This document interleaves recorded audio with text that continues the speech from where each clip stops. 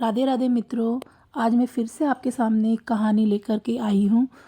एक बार गौतम बुद्ध के पास एक व्यक्ति आया और उसने पूछा कि प्रभु, कौन से रिश्ते सच्चे होते हैं और कौन से रिश्ते झूठे होते हैं। तो गौतम बुद्ध उसे लेकर के जंगल में गए और जंगल में उन्होंने देखा कि एक आदमी कुछ पत्तों को चुन रहा है।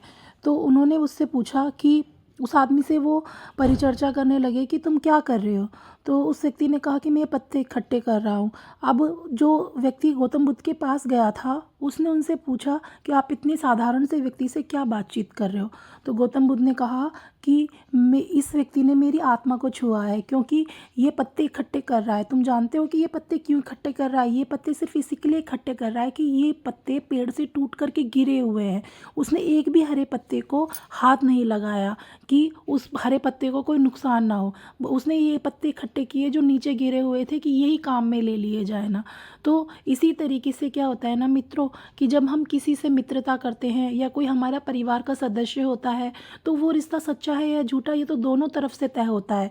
क्योंकि उन दोनों तरफ के रिश्तों में क्या होगा कि उन दोनों रिश्तों में छल या कपट या फिर कोई भी लेने देने की भावना नहीं होगी। क्योंकि यदि हम मरते हैं तो मरते वक्त हमें किसी बात का रिग्रेट नहीं होता कि हमारे पास 2 मर्सिडीज़ है या 2 गाड़ियां हैं या फिर हमारे पास कितना घर है। हमें सिर्फ इतनी, और मरते वक्त हमें सिर्फ एक ही चीज़ ध्यान रहती है कि हम किससे रिश्ता बना के जा रहे हैं और किससे रिश्ता छोड़ कर जा रहे हैं। क्योंकि हमारे दिमाग में सिर्फ यही बात उस समय आती है।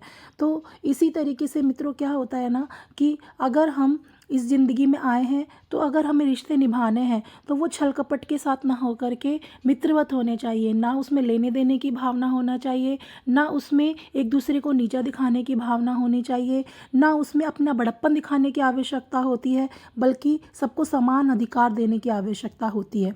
राधे राधे मित्रों।